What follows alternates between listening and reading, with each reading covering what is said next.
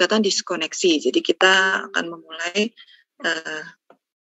bagaimana kita bisa mensintesis suatu senyawa berdasarkan pendekatan diskoneksi. Nanti Anda bisa menggunakan referensi buku ini ya, karena di sini banyak membahas bagaimana kita memotong ikatan. Diskoneksi itu artinya berarti memutuskan ikatan, koneksi, jaringan kalau ya hubungan ya. Jadi kalau dalam hal kimia berarti ikatan maksudnya di. Nah, nanti di sini di dua sumber referensi ini banyak menggunakan pendekatan ini ya. Nah, apa itu pendekatan diskoneksi? Nah, ini adalah metode pendekatan yang memang digunakan untuk merekayasa suatu seri sintesis senyawa organik. Jadi kita memang lebih mudah kalau pakai ini ya daripada mereka-reka pakai reaksi apa ya untuk menghasilkan suatu senyawa X. Nah, kalau ini kita sudah tahu target senyawa yang ingin kita buat. Nah, jadi kita sudah tahu targetnya mau buat apa. 3 hal pokok yang nanti dibahas yaitu 1, diskoneksi, pemutusannya atau pemotongan ikatannya. Yang kedua itu interkonversi gugus fungsi. Jadi kita mengubah gugus fungsi yang ada dalam struktur senyawa target. Nah, dan yang ketiga sinton. Sinton itu nanti molekul imajinernya yang kira-kira jadi apa ya kalau kita potong gitu. Kira-kira itu ya. Nah.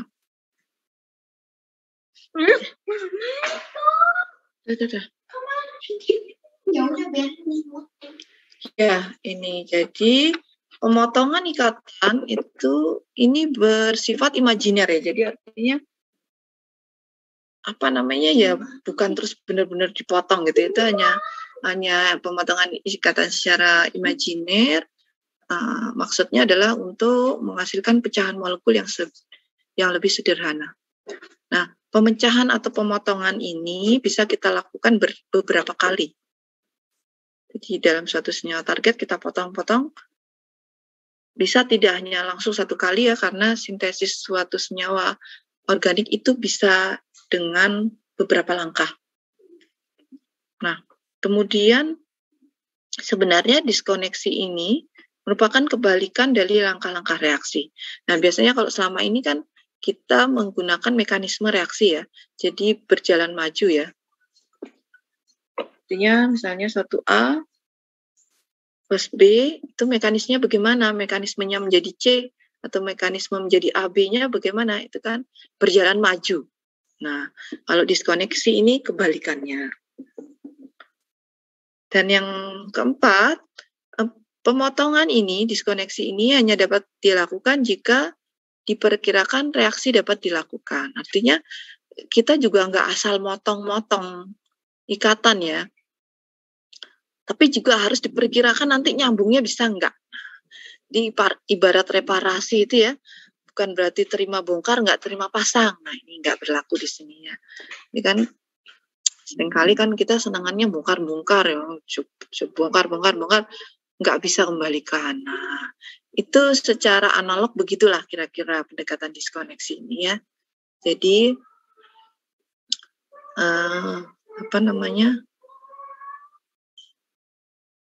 kita potong, nanti kita bisa membuatnya lagi. Seperti Lego. Nah, suka main Lego kan? Lego itu kalau Lego kan ada gambarnya. Kemudian kita susun. Nah, kalau ini udah ya hampir sama ya. Dia udah kita susun. Nah, kita bongkar. Tapi nanti harus bisa masang lagi. Gitu analognya. Kalau nggak bisa masang lagi, nah itu berarti gagal. Oke. Ya dimungkinkan lebih dari satu ikatan yang dipotong, maka ada beberapa pertimbangan yang perlu kita lakukan. Yang pertama, sedapat mungkin kita motongnya itu di tengah, sehingga didapatkan dua molekul yang seimbang. Contohnya, nggak usah antipati dulu nih lihat struktur ya, kok banyak coret-coretan. Lingkar-lingkar ini apa ini? Nah, ini simbol dari pemutusan ikatan itu atau diskoneksi itu. Nah, misalnya molekul targetnya ini ya, suatu senyawa alkohol ya. Ini. Bagaimana sih buatnya? Simbol dari diskoneksi, artinya pemotongan yang kita lakukan kemudian menghasilkan apa, itu. Ini simbolnya, ini diingat-ingat ini. Dalam kimia organik itu banyak terdapat simbol-simbol yang jangan sampai kebalik-balik ya. Simbol untuk pemotongan suatu ikatan itu seperti tadi. Jadi kalau ini kan biasanya apa namanya berjalan maju ya, menjadi apa. Nah, kalau ini gini simbolnya, itu jadi A. Nah, ini berjalan mundur. Jadi molekul target dipotong. Misalnya, nanti simbolnya begini.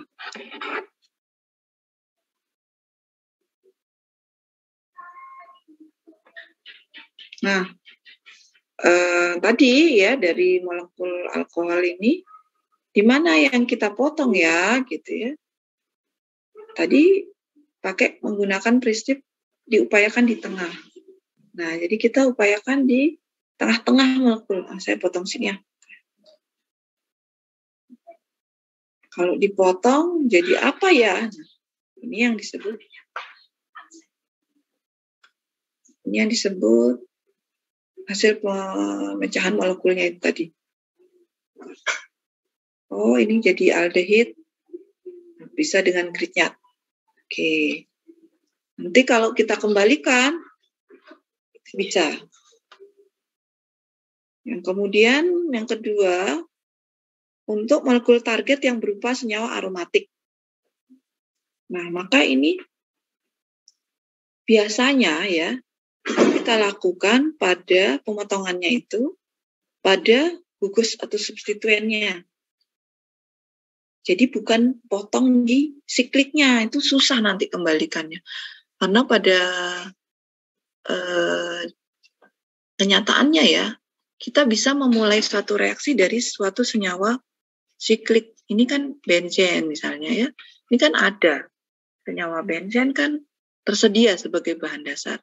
Sehingga jangan kita putus di sikliknya, itu nanti kembalikan sintesisnya susah.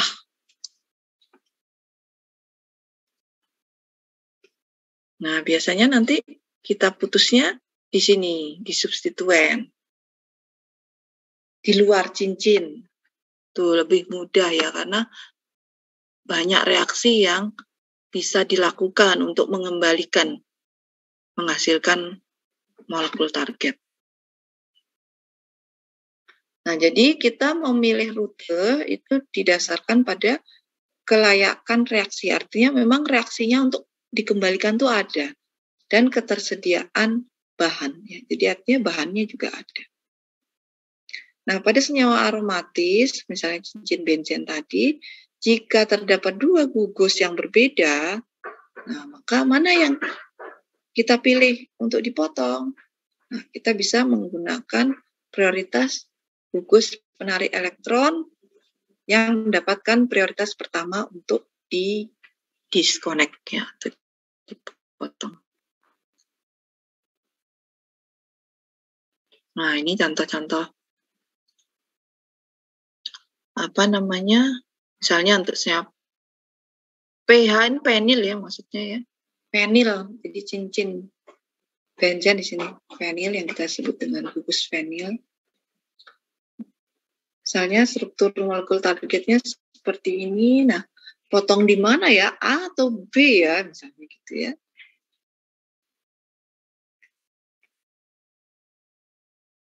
Nah, kita bisa memilih mana yang memungkinkan untuk dilakukan reaksi kembali. Nah, di sini pilihannya adalah pemotongan dilakukan di posisi B. Jadi bisa menghasilkan ini, molekul yang lebih sederhana.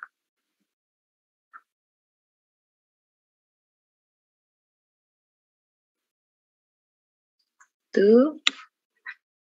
Kemudian ini nanti senyawa-senyawa yang kita gunakan sebagai contoh ya dalam mata kuliah ini untuk pembelajaran sintesis senyawa organik, itu akan saya gunakan senyawa-senyawa yang sudah kita pelajari.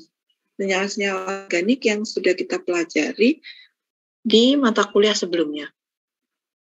Jadi di kimia organik dasar atau di mata kuliah mekanisme reaksi organik, itu kan kita membahas banyak senyawa organik. Nah, nanti saya menggunakan senyawa-senyawa itu. Misalnya derivat asam karboksilat. Ya, hingga memang dalam belajar kimia organik ini berkesinambungan ya. Tidak bisa kalau udah lulus terus sudah lupa gitu, nggak bisa ya. Jadi kita masih akan sering membuka kembali, melihat kembali materi-materi yang sudah kita pelajari. Nah, nanti saya menggunakan ini. Jadi nggak senyawa yang baru itu nanti pusing. Itu nanti untuk tingkat sarjana ya paling enggak bisa lah untuk molekul-molekul senyawa organik yang paling tidak sudah dipelajari, sudah pernah disampaikan. Jadi yang familiar ya, senyawa-senyawa organik yang familiar itu bisa melakukan. Nanti kalau sudah agak lebih kompleks, itu bisa untuk riset saja ya, bisa untuk bahan penelitian skripsinya boleh ya. Nah, skripsi itu juga nggak susah-susah ya, jadi paling kalau nanti Anda pilih senyawa organik ya, itu paling kita sintesisnya hanya sintesis molekul yang sederhana, kemudian bisa diaplikasikan. Jadi tidak susah-susah. Jadi makanya banyak dari mahasiswa kita juga yang dapat menyelesaikan studi tepat waktu 8 semester. Lah, Anda ini semester berapa ini? Semester berapa? Semester 3 ya. Semester 3 ya. Biasanya mata kuliah ini, sintesis ini didapat atau diperoleh di semester 5 biasanya. Nah, ini diajukan, jadi Anda itu dipaksa ini ya, untuk lebih cepat memahami suatu senyawa, karena ini udah kurikulumnya baru ya. Kurikulum kampus Merdeka itu meminta mahasiswa nanti di belakang-belakang di semester akhir itu bisa lebih berkreativitasnya lebih banyak lagi, bisa punya pengalaman yang banyak lagi, maka mata kuliah dasar tuh dimampatkan di depan. Mudah-mudahan nanti dengan teori yang diberikan di awal, kemudian Anda punya pengalaman magang ya, PKL, nah itu bisa menambah wawasan ya, sehingga bisa mendapatkan ide-ide penelitian. Nanti juga terkait dengan tugas ya, boleh mulai sekarang disiapkan tugasnya ya, tugas review jurnalnya. Ini juga sebenarnya tujuannya juga untuk membantu Anda nanti di belakang itu mudah dalam menyusun proposal penelitian. Udah punya ide, oh ya ini kayaknya menarik, ini bisa dilanjutkan untuk satu penelitian ya gitu ya. Anda bisa mulai membaca jurnal mulai sekarang. Nah, atau hasil-hasil penelitian sebelumnya. Nah, biasanya dalam suatu hasil penelitian itu ada saran ya. Ada saran yang disampaikan oleh peneliti. Di situ bisa kita lihat sarannya apa. Oh, itu bisa Anda lanjutkan. Penelitian tuh begitu ya. Jadi melanjutkan, bukan semata-mata hal baru. Karena sulit itu ya kalau betul-betul baru. Itu biasanya pengembangan, biasanya idenya itu sudah pernah dilakukan, kemudian kita melakukan pengembangan, perbaikan terhadap hasil penelitian yang belum maksimal, gitu ya. Itu seringkali begitu. Untuk mendapatkan ide baru itu luar biasa itu kalau betul-betul belum pernah ada yang melakukan, wah sepertinya kok sulit ya, apalagi untuk tingkat S1 ya. S2 aja masih modelnya itu melanjutkan penelitian sebelumnya, jadi modifikasi ya. Memang kemudian menjadi hal baru memang, tetapi kan ide awalnya itu bukan baru. Itu S2 itu masih begitu ya, jadi bukan terus menemukan, wah itu ilmuwan benar ya, menemukan sesuatu yang baru. Tidak ya, pasti kita kebanyakan merujuk ke penelitian-penelitian serupa yang sudah dilakukan sebelumnya, kemudian kita membuat inovasi. Gimana? Itu biasanya kebanyakan begitu. Nah, ini contoh lain, ini masih molekul targetnya adalah contohnya ini senyawa yang mempunyai gugus fungsional OH. Nah, ini kita tadi kan punya prinsip diupayakan di tengah gitu ya, potongnya itu. Kita bisa, dan kita potongnya itu kira-kira yang memungkinkan, yang ada gugus fungsionalnya. Jadi nanti itu paling mudah untuk dilakukan reaksi kembali. Nah, ini kan kira-kira di sini atau di sini. Ada A, ada B. Diskoneksi dipilih di A, bukan di B. Karena kalau di A itu memungkinkan terjadi satu reaksi. Itu kita menggunakan reagen gridnya. Jadi pilih yang paling mungkin. Kalau memang dimungkinkan di B, reagennya ada apa enggak, itu juga jadi pertimbangan ya. Gitu nanti banyak latihan ini setelah ini. Kemudian itu tadi sekilas ya tentang diskoneksi ya. Nanti untuk ke depan bagaimana ya, itu belum sampai. Nanti pelan-pelan, ini baru pengantar ini. Jadi pengantar apa itu diskoneksi.